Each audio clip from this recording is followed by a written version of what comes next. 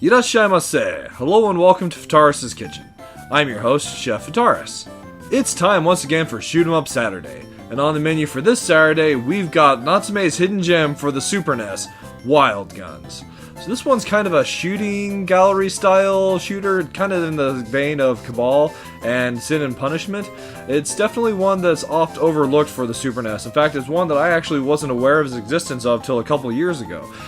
As you go and see by the copyright date there, it was originally 1994 release, but in the US it didn't actually release till July of 95. So that might be part of the reason it's unknown, as it went and came out relatively late in the Super NES's lifespan. So anyway, what kind of title do we have here? Let's get cooking and find out. So I'm going to go ahead and go with a two-player setup today, just so I can go and show off the co-op aspect of it, which is really great for this one. So you've got two characters that you can go and select between, Clint or Annie. I'm going to go ahead and just play as Annie. You can go and change which color scheme she has. Just by pressing the different buttons, and then start goes and selects. Same with Clint. You can go and choose which one you want to go with. So I'm going to go ahead and go with white, and let's both be Annie. So first stage, Carson City. Good luck! So as I was going and saying, it's a shooting gallery style game. So our characters always go and stay in the foreground, and we're shooting enemies in the background. It's not possible to actually shoot and move at the same time. So you need to go and be careful about where you're at in relation to enemies and incoming, projectiles. So you do have the ability to go and jump, which can be used to go and dodge out of the way of incoming enemy bullets and bombs and what have you. Although, it is also possible to go and shoot incoming shots. Then that'll also go and build a gauge down at the bottom that I honestly don't know what it does when it is all completely filled up, as I haven't been able to go and fill it up myself. So certain enemies go and drop either point pickups or special items, like that special item you just saw there at the top, the machine gun, which allows for a rapid fire. In each section of the stage, there's a timer, and when that timer goes and runs out, you go and get a mini boss or the stage transition, depending on which stage you're in. So we were able to go and make short work of the boss, or the first mini boss in stage 1, Carson City. Just that like a robo gunman, I guess is the best way to go and refer to him. Another thing that's really nice about this title is how destructible the environment is. You can go and really blow up like everything around you. And then another thing that I still haven't touched on yet, but I guess is definitely worth noting, is the actual theme of the game. Although it takes place in the Wild West, it's not the Wild West as we go and know it. It's a more steampunk version of the Wild West, where we got tanks and all these other crazy like robots that we're going and taking down. Not the kind of thing that you generally see, and that's part of the game's charm, is the theming for it. Here we go and have the second mini boss. This guy is just pathetic. You can go and tell by his just crawling around. As long as you're going and shooting him, as soon as he goes and stands back up, he is about as ineffectual as any mini boss has ever been. And that brings us to the third part of the stage, which is the final boss of the stage. So as far as I can go and tell, all the stages are broken down into 3 sections. You've got 2 sections that go and precede the boss itself. So this boss, if you can go and use... Oh, one thing I haven't touched on is it's actually possible, if you're holding down the button, you continue to go and fire, but if you tap it, you can go and actually throw a lasso, which you can use to paralyze an enemy. It doesn't work for all enemies, but it does work for several. And you also go and have a bomb that you can go and make use of as well, which is screen clearing, and you're also invincible during the time that the bomb's going off. So it's great as a panic button, as it were, to go and defend yourself. So that's the end of stage 1. We go and get the results with the bonus points, the items that we went and picked up, and our score. If we happen to go and pass the 100,000 marks, then you go and get a 1-up. Then we go and get to a stage select, very Mega Man style, where we can go and select which one of the next stages we go and take out. You have to go and clear all the stages, so it's Mega Man-like that way as well, because you can't proceed until all the stages have been defeated. To just go and show off a little bit of some different type of stage, and also to go and kind of highlight the steampunkiness of it, I'm going to do the armored train, and you'll go and see why in a little bit. There's some aspects of this one that I just think are really, really fun.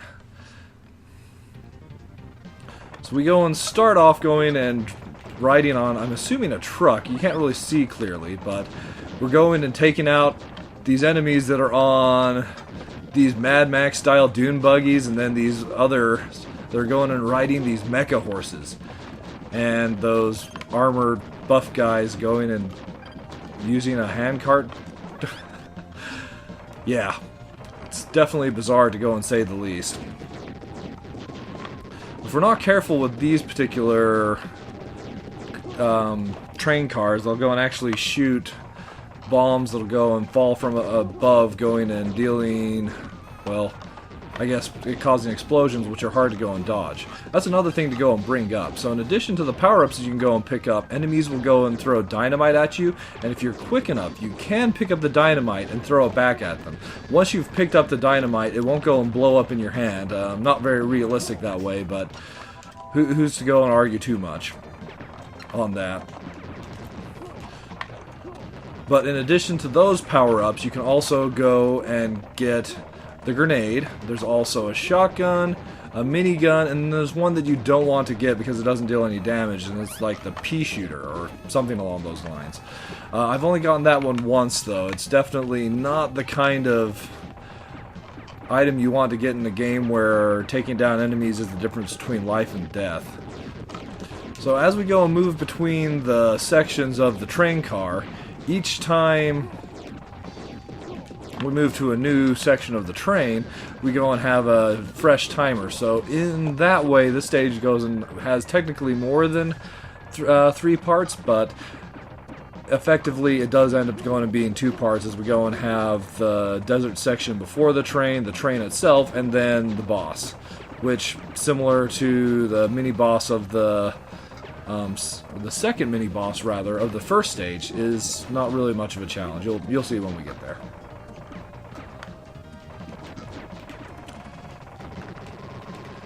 Now we're to the engine of the train. Now this one did fire off some bombs at us, so we'll have to... Nope, I did not dodge.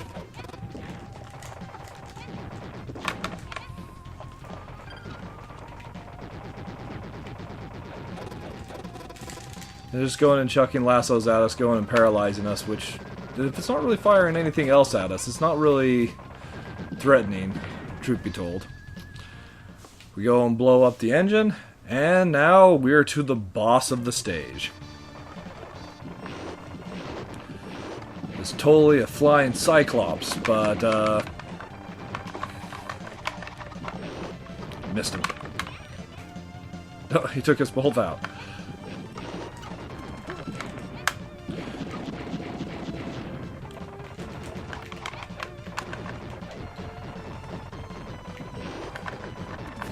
And I'll keep on missing him with the lasso.